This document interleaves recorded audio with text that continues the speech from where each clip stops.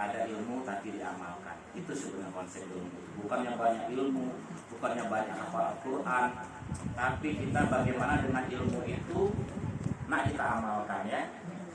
Itu yang paling penting tuh, karena ilmu yang diamalkan dia akan memberi kesan kepada kehidupan kita. Walaupun mungkin sedikit ilmu kita tidak banyak macam orang-orang, tapi kalau ilmu itu benar-benar kita amalkan, maka dia akan menjadi panduan. Contoh yang pernah saya sampaikan bahwa judul materi kali ini atau kultum hari ini adalah ibadah menurut Islam. Ibadah menurut Islam itu pernah saya sampaikan di sini juga. Ada 5 syaratnya. Kalau kita memenuhi 5 syarat ini, maka dia dijadikan ibadah. Jadi konsep Islam itu sederhana. Dalam beribadah itu maksudnya apa? Kalau dia memenuhi 5 syarat ini, maka dia boleh dikatakan ibadah. Macam mana dia bisa jadi ibadah?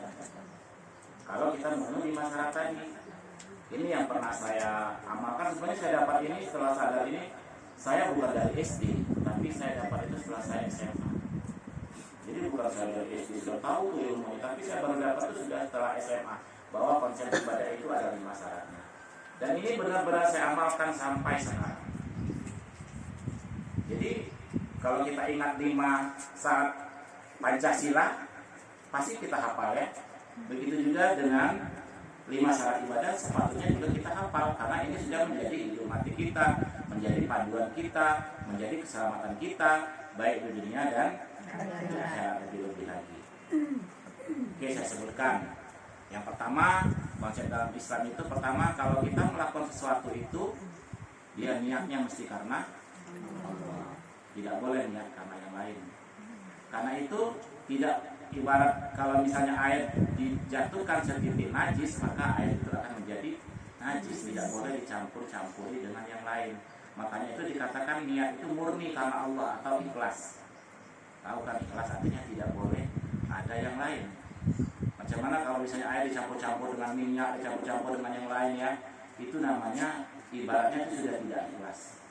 Murni dia, murni karena Allah. Ini mesti kita tanamkan dalam diri kita. Jangan sampai kita datang ke sini tersalah niat.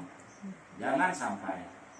Karena kalau salah niat, kata Rasulullah, niat itu adalah separuh daripada ibadah atau separuh pada ilmu. Ini penting nih kalau niat. Kalau kita tersalah niat, susah, nanti akan tersasar. Yang kedua, setelah kita berniat, perkara itu boleh diatur oleh syariat atau dibolehkan oleh syariat. Tentu saja kita tahu apa saja yang tidak boleh, apa saja yang boleh.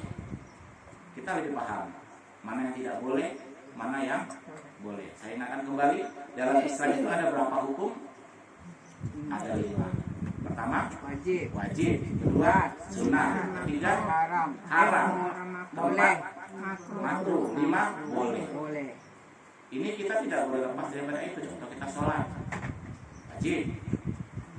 Yang tidak boleh juga kita tahu kan, haram. Artinya kita dalam kita kehidupan ini ada 5 itu yang akan dipertanggungjawabkan. 5 hukum. Nah selain itu boleh kita pengajian, boleh nggak? Boleh. Baca yasin, boleh. Baca selawat, boleh. Tapi niatnya karena Allah. Selawat boleh nggak? Boleh. Jalan-jalan termasuk ke mall pun itu pun boleh. Mubah hukumnya. Tapi salahnya niat karena Allah. Perkara itu diatur oleh syariat. Yang ketiga, kalau sudah perkara itu diatur oleh syariat, maka yang ketiga itu pelaksanaannya juga harus benar mengikuti syariat. Contoh misalnya kalau anak pelajarnya dia niatnya betul karena Allah mencari ilmu. Yang kedua, betul dia pelaksanaannya. Tapi yang ketiga, misalnya dia belajar itu boleh kan.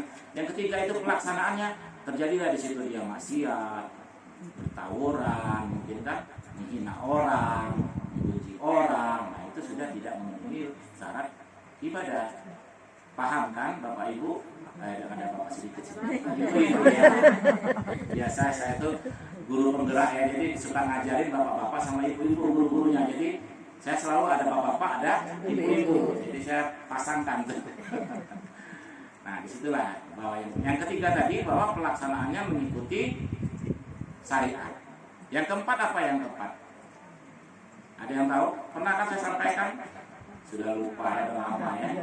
Sudah lama sekali, sudah beberapa tahun yang lalu kali ya.